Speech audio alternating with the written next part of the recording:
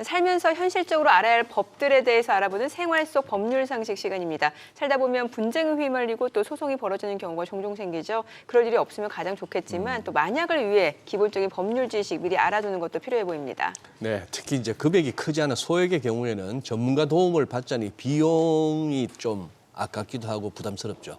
또 혼자 하자니 덜컥 겁이 나는 분들도 계실 텐데요. 그래서 오늘은 셀프 소송 관련해 꼭 필요한 법적 지식 알아보겠습니다. 정의원 변호사 나와 계십니다.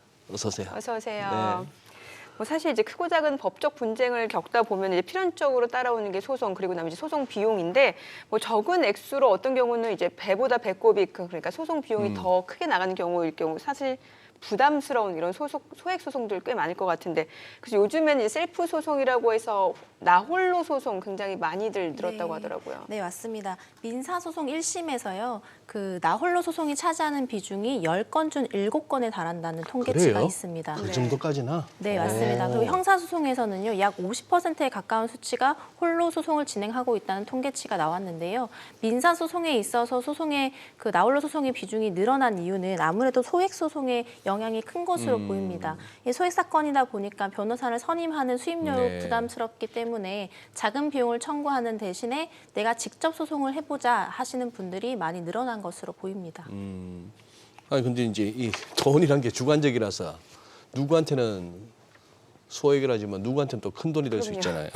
이 소액 소송 기준이 어떻게 됩니까? 네, 소액 소송 네. 기준은 명확하게 규정이 되어 있습니다. 그래요? 네, 3천만 원을 기준으로 생각하시면 되는데요. 네. 약 3천만 원 이하의 속가이시다 하시면 소액 사건으로 분류돼서 소액 사건으로 진행을 하실 수가 있습니다. 그런데 이제 3월 달부터는 기준이 조금 변경이 되었는데요. 네. 이제 3천만 원을 초과하고 5억 원 이하인 경우에는 단독 재판부로 배정이 되고요. 그다음에 5억 원을 초과하는 경우에는 재판부 3인이 재판하는 합의부 사건으로 배당이 될 예정입니다.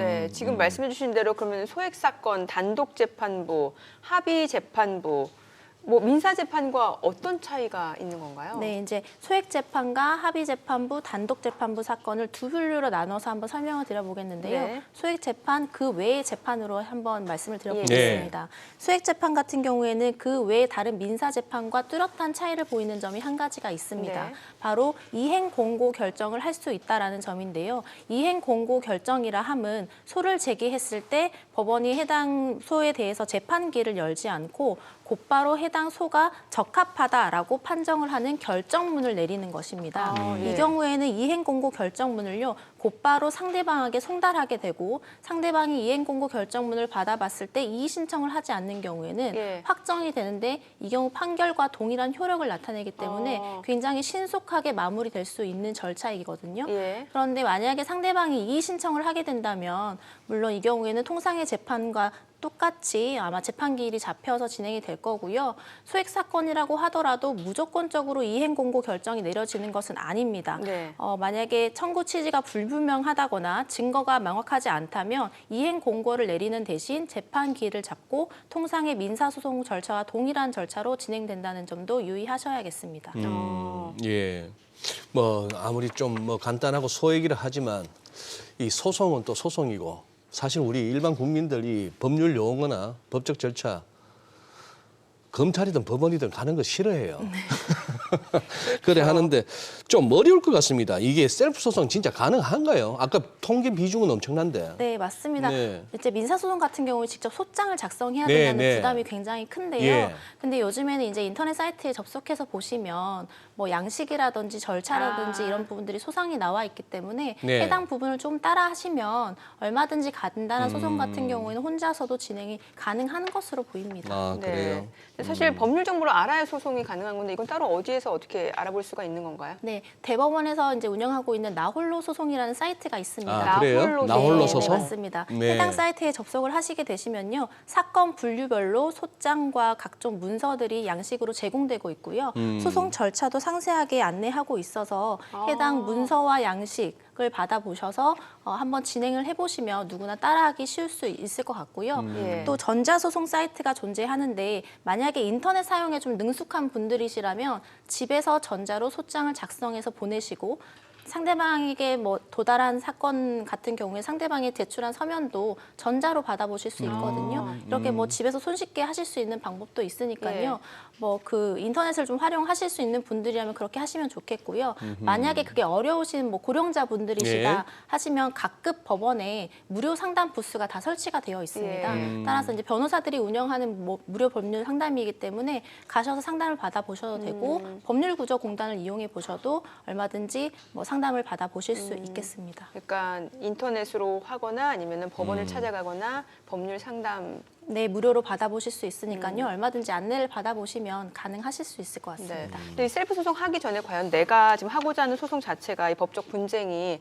이 셀프 소송에 적합한 건지, 그러니까 나홀로 소송에 적합한 건지 알아봐야 될 것 같은데 어떤 포인트들 체크해야 될 포인트 뭐가 있을까요? 네, 뭐 여러 가지가 있겠지만 몇 가지 말씀을 드리면요.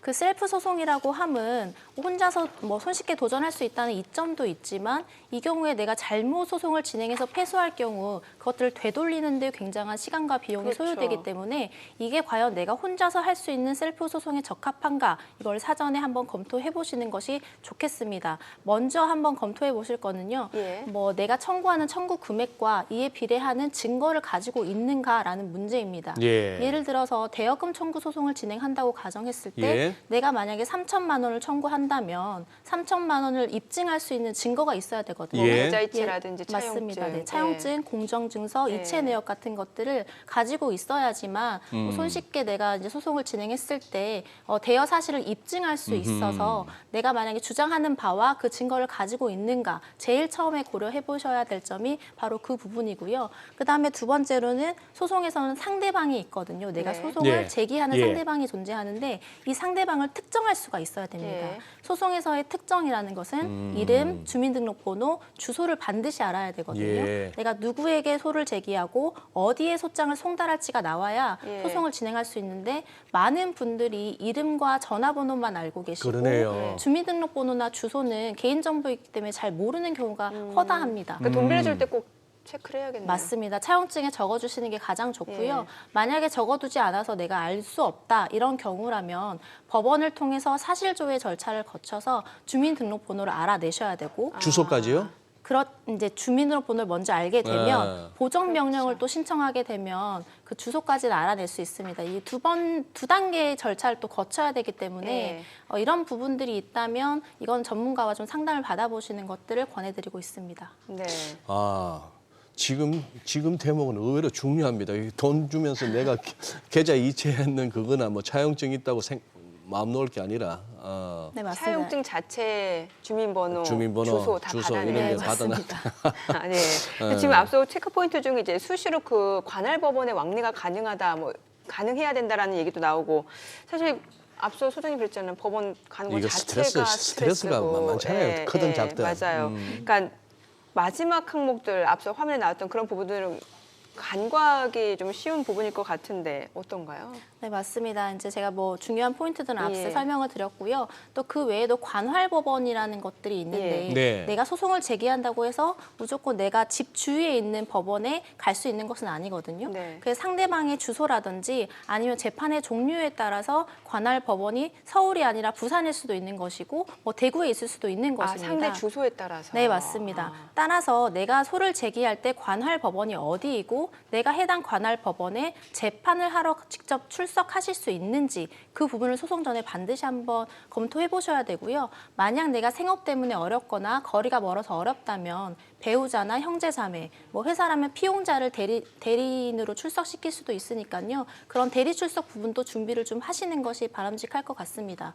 또 뭐 소송을 당연히 하시다 보면은 스트레스가 만만치 않을 텐데 뭐 전문가인 저도 재판을 준비하다 보면 네. 스트레스를 많이 받기 때문에 네. 이게 소송 서류를 내가 무엇을 제출할지에 따라서 또 내가 어떤 주장을 어떻게 잘못하느냐에 따라서 소송의 승패가 좌우되기 때문에 굉장히 중압감과 스트레스를 많이 받으시는 분들은 이 부분들도 한번 고려해 보셔야 될 것 같습니다. 참 이게 근데 민사잖아요.